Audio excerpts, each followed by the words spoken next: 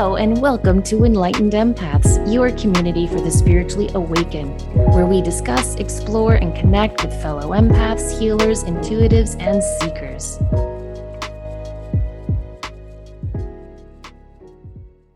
Welcome back to Enlightened Empaths, and today we're really excited to welcome Ben LeVine. Ben is the co-founder and chief herbalist of RASA. He's using his background and his journey as an herbalist to really help revolutionize your morning energy ritual with the power of adaptogens. Ben is driven by a scientific mind that has wanted information to support the tradition of herbalism. He grew up in his family's orchard with the wonder of a profound connection with plants and nature. And he followed that passion across the globe, working on farms from India to Alaska and learning traditional plant ceremonies from Ethiopia to Ecuador. This all led to Ben earning an MSc in clinical herbalism with a focus on adaptogens, and as he accepted a position as a senior buyer of botanicals for Celestial Seasonings. Ben was charged with sourcing and purposing over 10 million pounds of herbs each year, but the more he learned about the inner workings of the commercial industry, the more jaded he became as he watched the world's precious botanical resources become ravaged by uncontrolled harvesting and over-exploitation. So once again, Ben followed his heart and the call of the plants and left this corporate job behind and became the employee number 2 to steward the development of ethically sourced, adaptogen-infused herbal coffee alternative on the RASA team. And as the co-founder and chief herbalist, has been the formulator of all their blends. This company is built on a foundation of plant stewardship and radical sustainability. They've helped over 100,000 people in connecting, recount with Mother Nature, live their values, and discover boundless plant-powered energy.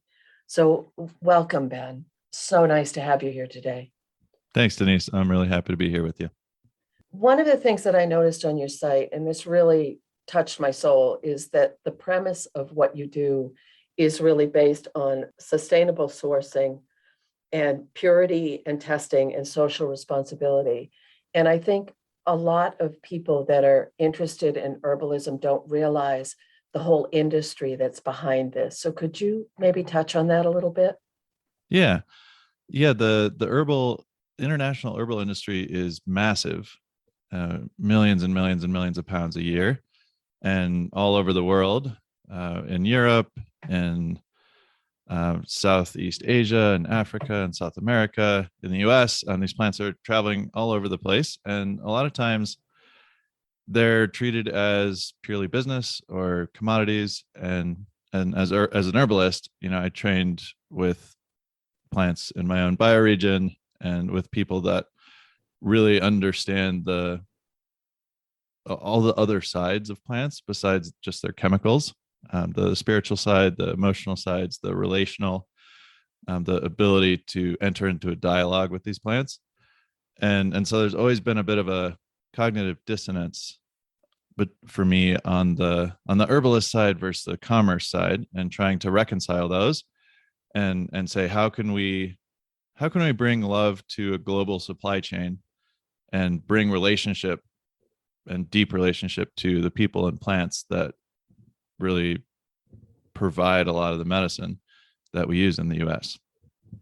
Well, what I love is our audience is obviously empaths and very sensitive people, and being a plant empath and feeling that energy and vibration of each individual plant and species, it's as real as you and I are talking right now. And I think for certain people, there is maybe a direct line or a frequency that helps them align more purposefully with what that plant wants to offer or what we're able to, but it's a reciprocity. It's a give and take. There has to be respect for the plant in order for that to be there. Could you tell the story of how this all came about? Because I absolutely adore that story of, you're sitting meditating on top of a mountain in Colorado and then bam.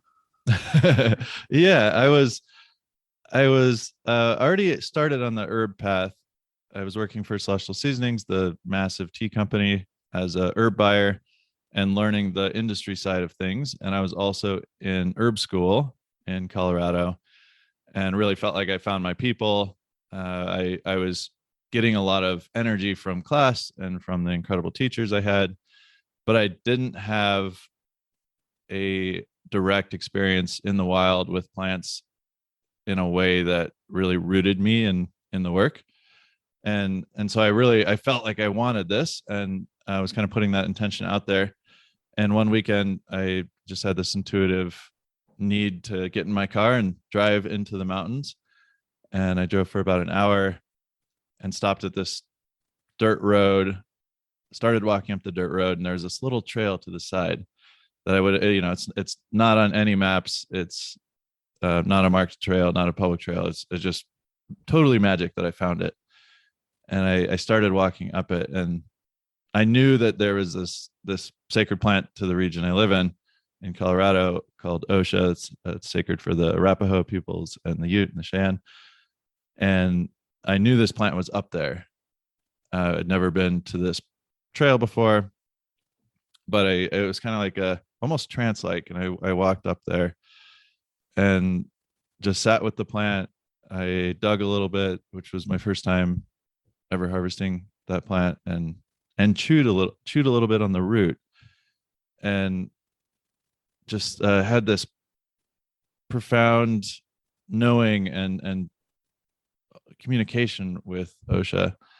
And it was really, really clear, like clearest it's ever been, that the plant path was my path, and that I just need to trust the plants and follow the plants and relax more than I usually relax. And it was beautiful. And I think that day was the day I fully committed to being an herbalist and knew that I couldn't not be an herbalist. See, I absolutely love that, because you're on that path with your formal training and with these other aspects and working for Celestial Seasonings. But that feels like a collaboration with spirit, with something much more that led you up that trail, which is, I mean, that's the stuff you can't make up, because of all the trails, of all the dirt roads, you were directly led to that one. And I think for people who are listening, is following that inner knowing and that calling will lead you to what you need to find if you pay attention. Absolutely. So one of the things that you're very passionate about, and that is so, so important right now, are adaptogens. So could you describe what that is for people that may not understand, and any information you could give our listeners would be fabulous. Yeah. Adaptogens is a fairly recent term. It's a modern term, a scientific term from the 1940s, 1950s.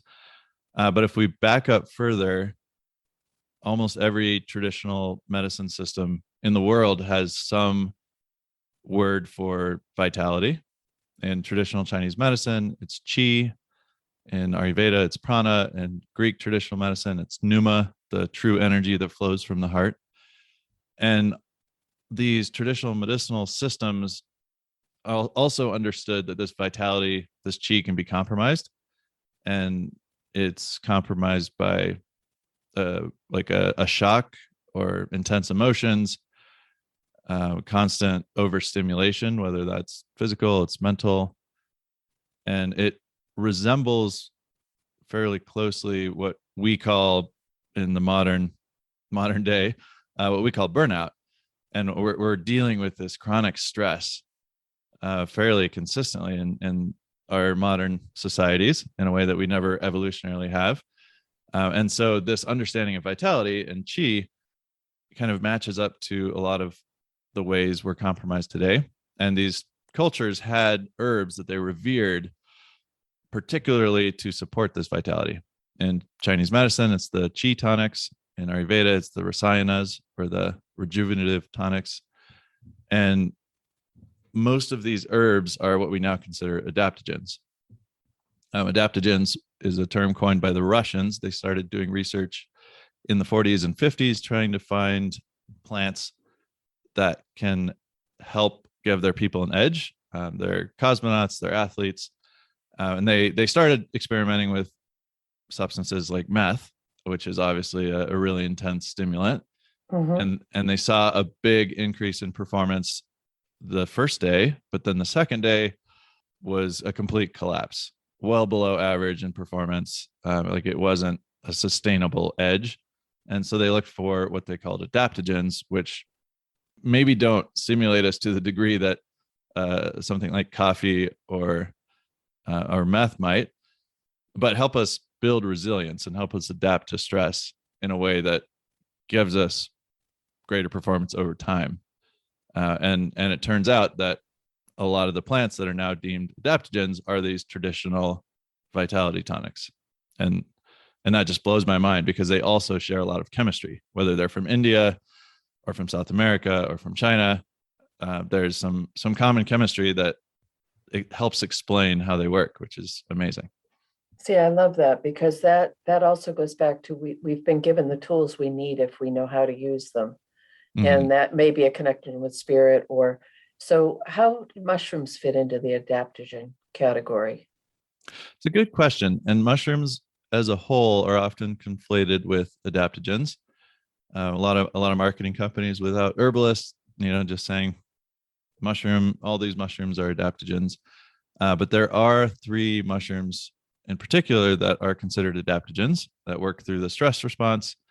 And that's reishi, cordyceps, and poria.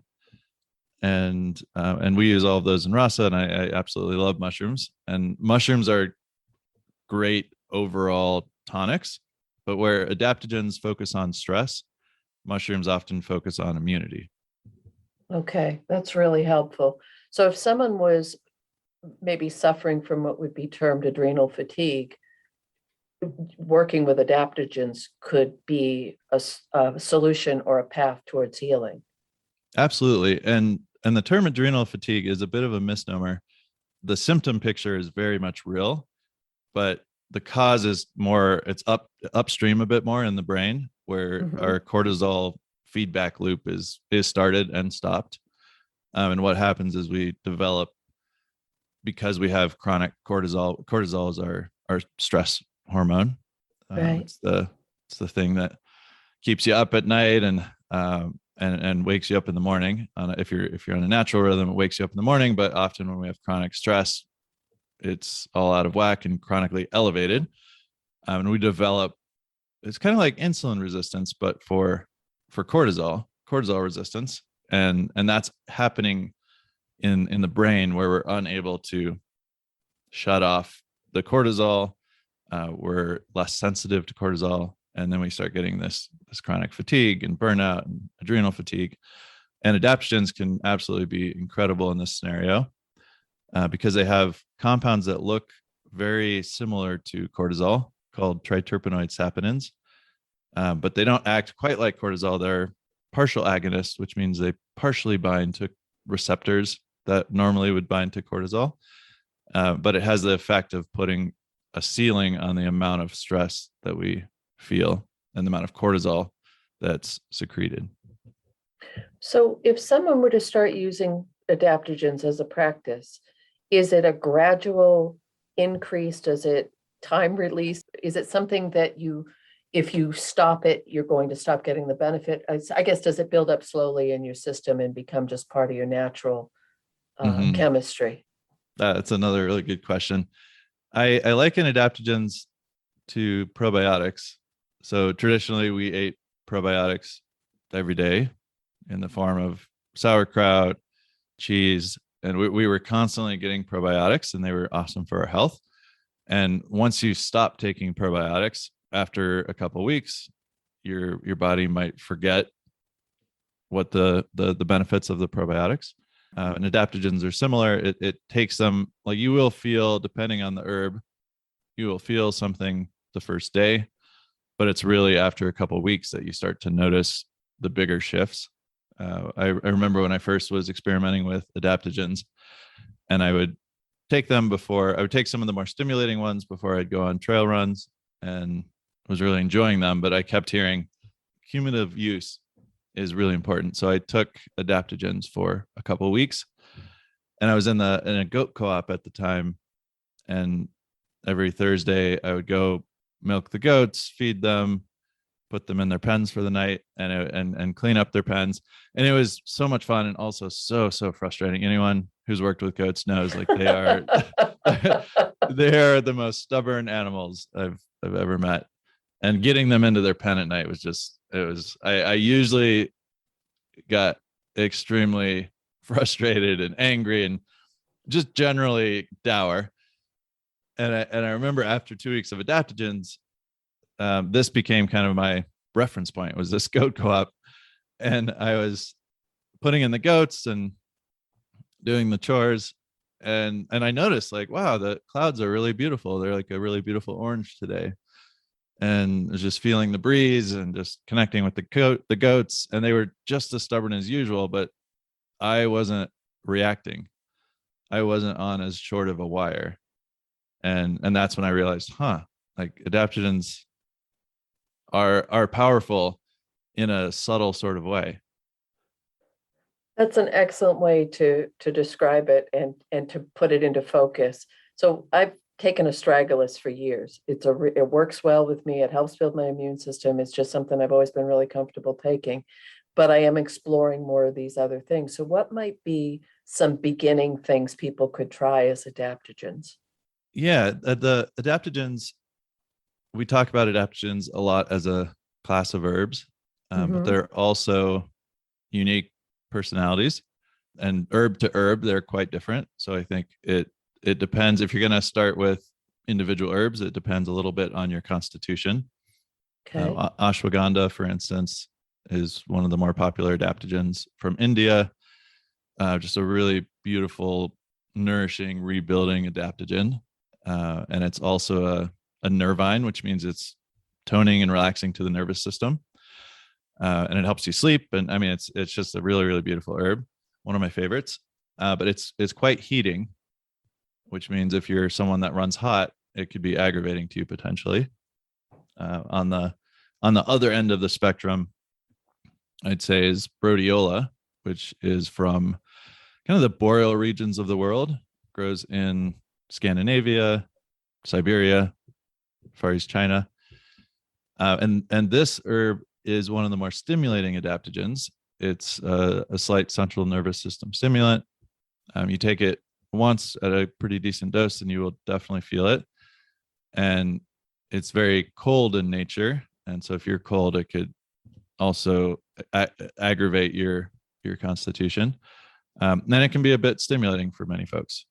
So I prefer to give adaptogens either to clients or in general in mixtures that are balanced. And that's what we try to do with RASA, is we try to build blends that are constitutionally balanced. So they're not going to be too hot or cold or dry or moist, but they're fairly balanced. And some of them are gentle and nourishing and tonic, and some of them are a little stronger, depending on what you need. And I think that's really, really helpful, because a lot of people will just have heard those words and go and get them, and they're not concerned about where the herb is coming from, how it was harvested, how it was packaged and shipped, and all of the things we spoke about a little bit earlier. So by you developing these blends, it allows someone to explore what works best for them and really regulates with their personal biology and system. Okay. So when I was a kid, I worked on my father's lobster boat, and he said, this was a long time ago, and he said, people were getting very greedy.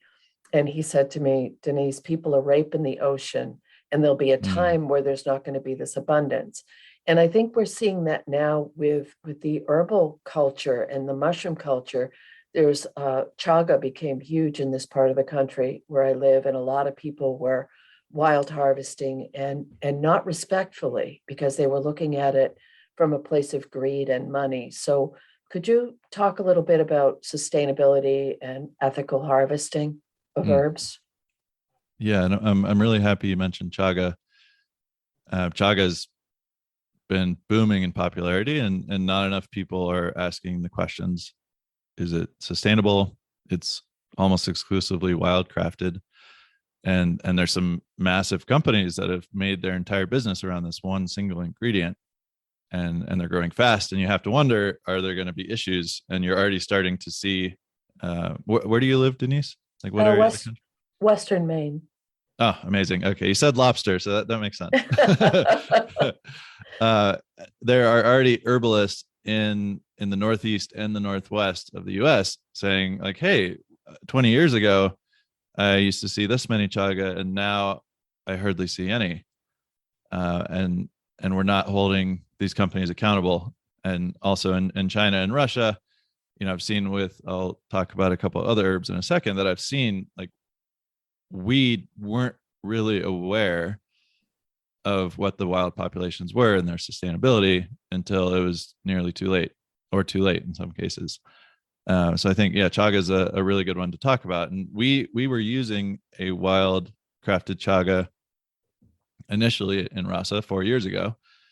And I looked into this, and I read a great article by Rogers, I believe his name is, on the United Plant Savers website, and started thinking about this and realizing, like, oh yeah, like this could be a problem, and I don't want to be a part of this. And we switched to cultivated chaga, and have since been trying to push the industry to take a closer look. And obviously that's not been easy. And we see this with adaptogens as well. Adaptogens have been growing in popularity. They're a bit of a buzzword now in a lot of ways. And a lot of these herbs don't grow. Actually, very few of them grow in the US. We have American ginseng, which is extremely over-harvested. That grows in the US, but most of these herbs are from China and Russia. And part of my passion with adaptogens, like, this is a class of herbs I've spent a great deal of time learning about, but I don't have a real physical relationship with them in the way that I do the herbs that grow in Colorado. And if it's, if I'm buying and selling them, like, I need to have that connection. And so I went to China three years ago now, and went into the mountains, the Chiangbai Mountains, up in northeast China. This incredible spot in China, probably the purest spot in China. It's a nature reserve. It has the largest caldera, highest caldera in China. Caldera is like a volcanic lake, and it's called the Everwhite Mountains because it has snow up there most of the year. And that's where rhodiola and eleuthero grow, which are two of the main adaptogens that we use. And I had the opportunity to get out of the car at one point as we were driving up these windy mountain roads, and walk into an eleuthero stand and just sit there and try to feel and open up, like how I do in Colorado, and just feel the environment and the ecosystem and the plant and the stand. And I didn't have very much time because my supplier, we were on the move, and it was he didn't quite understand what I was doing, but it felt important to sit there. And we also harvested one plant, which I have on my desk right now. It's about 2 feet from me right now. And something happened while I sat there. Like, there was some transfer of energy. Something touched me. The eleuthero reached out, and when I got back to Colorado, I continued doing what we're doing at RASA, and I realized that now eleuthero and rhodiola are part of my responsibility. Like now that I'm more in relationship with them, I am more responsible to understand sustainability and understand their ecosystem. And it turns out that eleuthero is threatened in the wild as it gets more and more popular. It's getting over harvested. Rhodiola is even farther past that point. It's extremely over harvested in China, to the point where the Chinese government is trying to figure out what to do, if they should stop all exports. And this is a massive industry, by the way. So it's going to be pretty bad at some point if things don't change, when rhodiola is more and more scarce. And so what I've been doing is trying to figure out, for rhodiola, I am now supporting a organic Canadian growers association that started growing rhodiola, supporting them and buying rhodiola from them, and trying to help them grow as quickly as possible with my purchases, which are still small, because a lot of the bigger companies have nowhere to turn. There's no one growing rhodiola at the scale that these bigger companies can use. So it's really a race to see if we can grow cultivation before the wild populations start to really dwindle. And it's also a consumer awareness, asking companies you might buy rhodiola from, like, where is this from? Is it sustainable? Do you have full traceability? Then Eleuthero is not quite as far along on the over harvesting as rhodiola. So we're hoping to get a Fair Wild certification for it, which is basically a system to bring accountability to harvesting. So you do a study over a year and figure out how many plants you can harvest from a hectare and still regenerate the plant. So maybe you only get 10 pounds out of every hectare, but that means that every year the plant stand is growing. So it's not just sustainable, but it's kind of taking care of future generations. And we're partnering with a couple of other brands in the US and our Chinese supplier and pushing that forward. Hopefully in a year, 2023, will be Fair Wild certified. So anyway, it was a long story, but every herb has a similar story, and developing relationship and asking the questions and trying to dig deeper. It makes me really grateful that I'm in the position I am, because I'm able. I just got back from India a few weeks ago, where I was visiting organic farmers, and I'm able to start to understand how can we make a better system. And it's going to be a long road, but I'm happy to be in the industry I am and doing the work. But this is also supporting, how do I want to put this? It's bringing us together more globally as far as you're supporting these other farms in other countries. And that's part of this transition I think the world is going through right now, is it is bringing us together more in a global community. So this may be a silly question, but is there any difference medicinally in the wild versus the cultivated? Yeah, you have some good questions, Denise. I'm appreciating this. That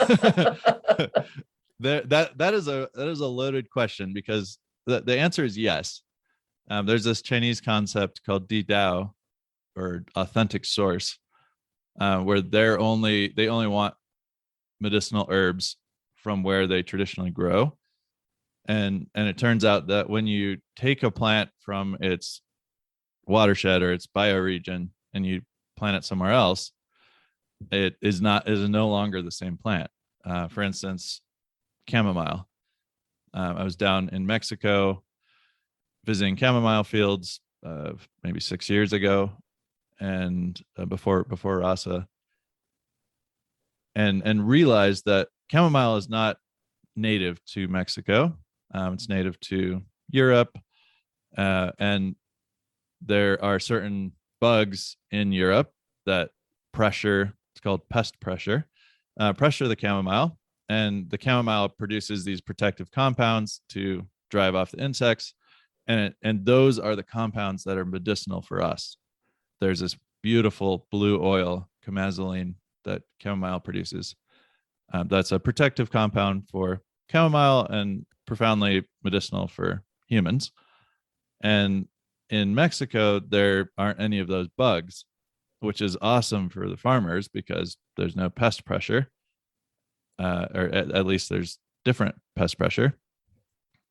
But as a result, the chamomile isn't producing any of that blue oil. So all of a sudden, it's not as medicinal.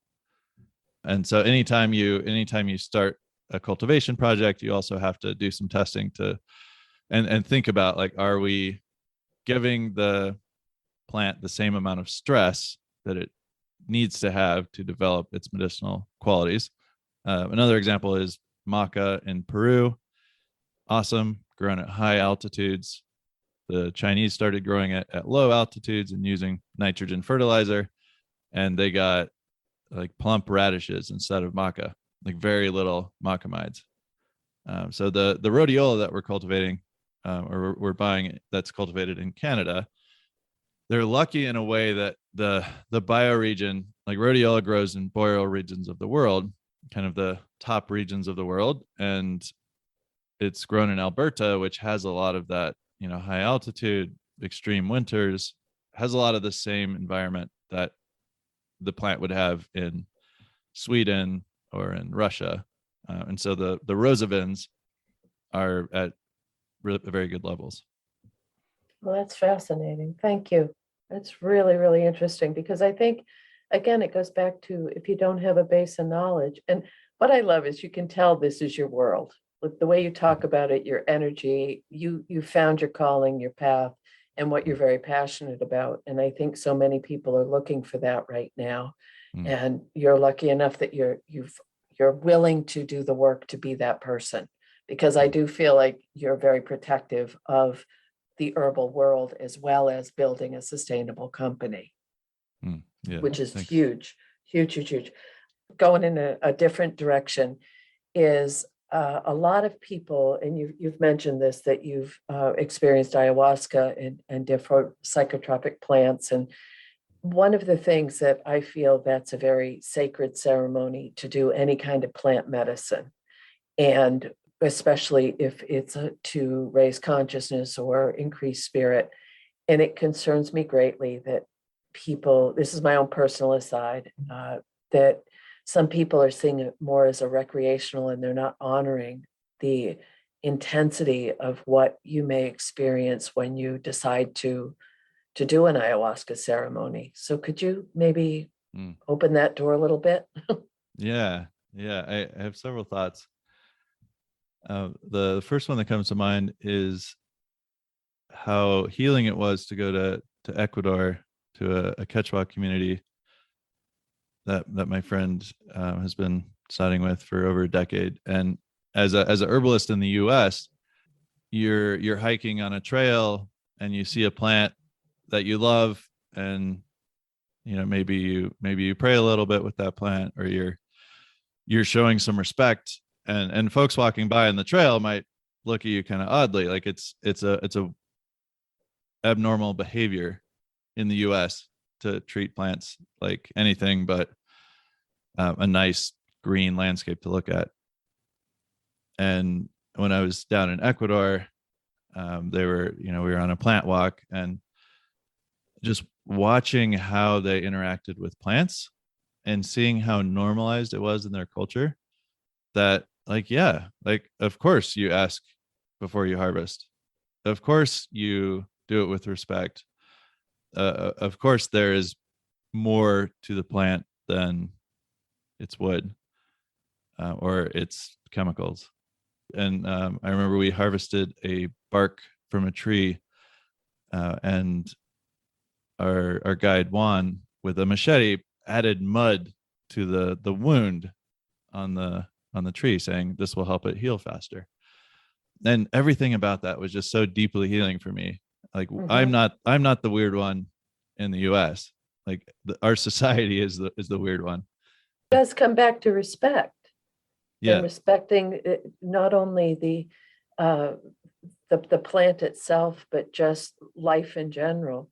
And I see, the whole thing with right now, the big uptick in using psilocybin for anxiety and mental health issues and microdosing. And I think people are trying to get back to the healing of the herbs and the plants and the plant medicine, but aren't always aware of what they may be getting themselves into. Yeah. And I think that's unfortunately really easy. It's easy to miss, we're brought up in a certain, it sounds like you, Denise, were really lucky that you were encouraged from an early age to trust and listen to your intuition. Yes. And to your inner voice. And I think that's not common in our society. And we're seeing the world in a very particular way that is driven by our culture, and powerful plants like ayahuasca can help crack us open, but we're also often seeing these plants through the lens of our culture, and it's pretty easy from there to get to the point where we're exploiting that plant, or we're abusing that plant, or we're using it in a way that is totally separate from how it is used traditionally. Right. It's not honoring what that plant is trying to share. Yep. And I mean, just to go back to adaptogens, like tying everything together, I see this with adaptogens as well.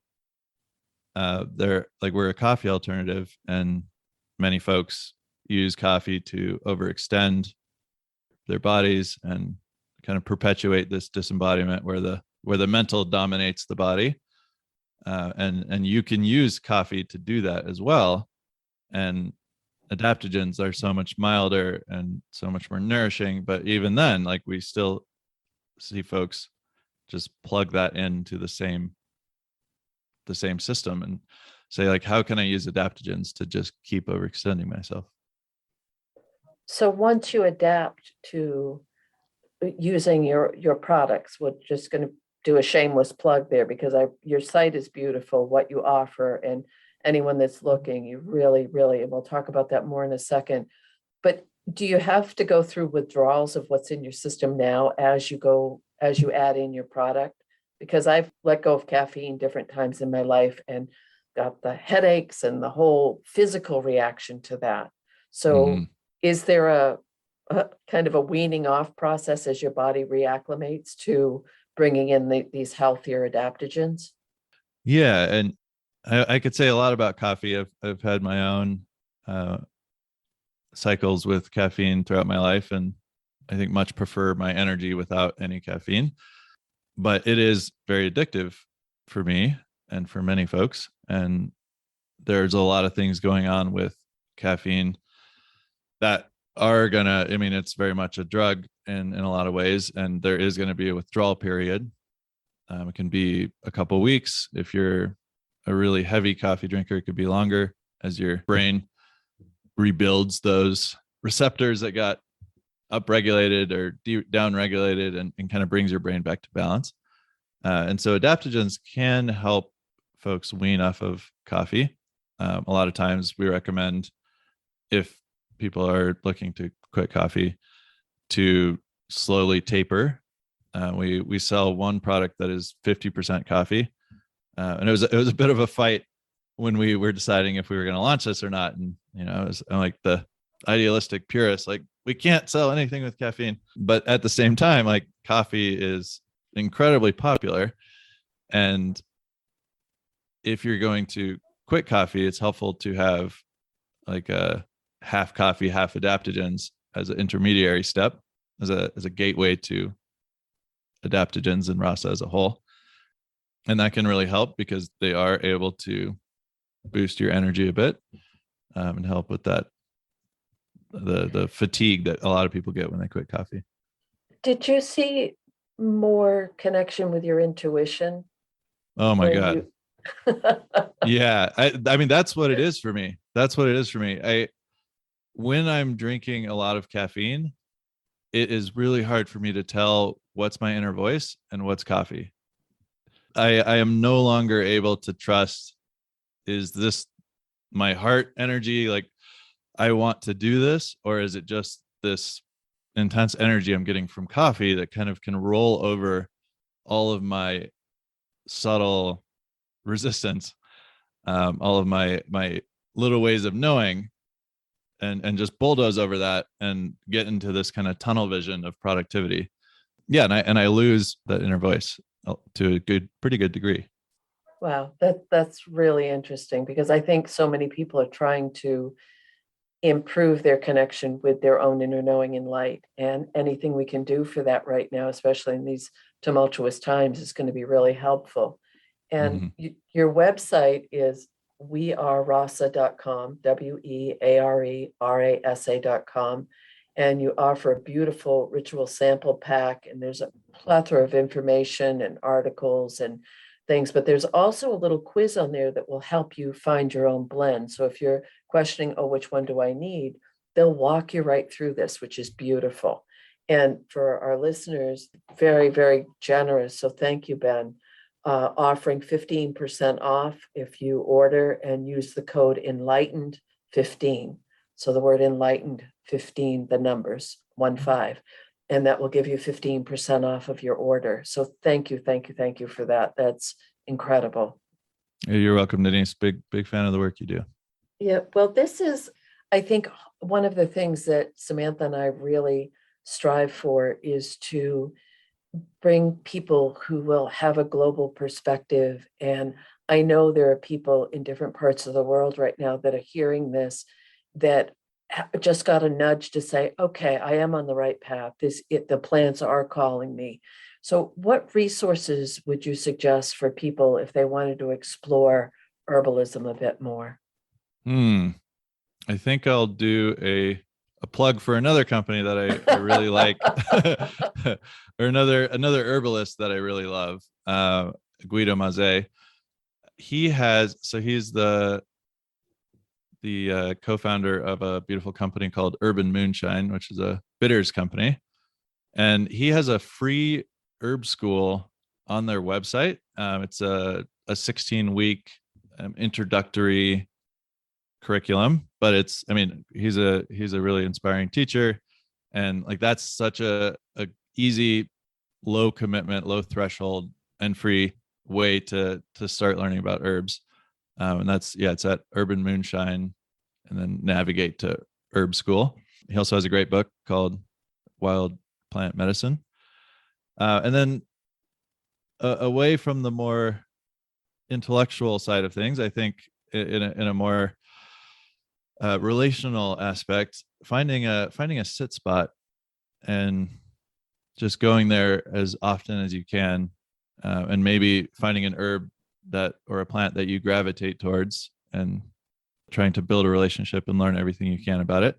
I sat once for about a year, at least 3 times a week. I sat with this herb called yellow dock, which is a pretty common weed across much of the U.S. And this one particular yellow dock that was just felt like a real grandfather of a plant, and I learned so much just from showing up consistently and being with the plant. That is really, really helpful. Thank you. And I think as people realize that these are living things that will communicate with us, that will give us energy, that will give us insight, it opens up a whole new world that we might not even be aware of quite yet. It's pretty magical stuff. So thank you so very much for coming on today, Ben. And we appreciate you and your work. And again, anyone that's interested, you can find more about Ben and his company, wearerasa.com.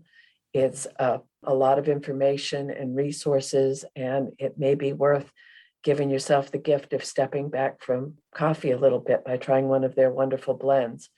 So to all of you, thank you again for remember to show up, shine your light, do all the wonderful things you came here to do. Take care.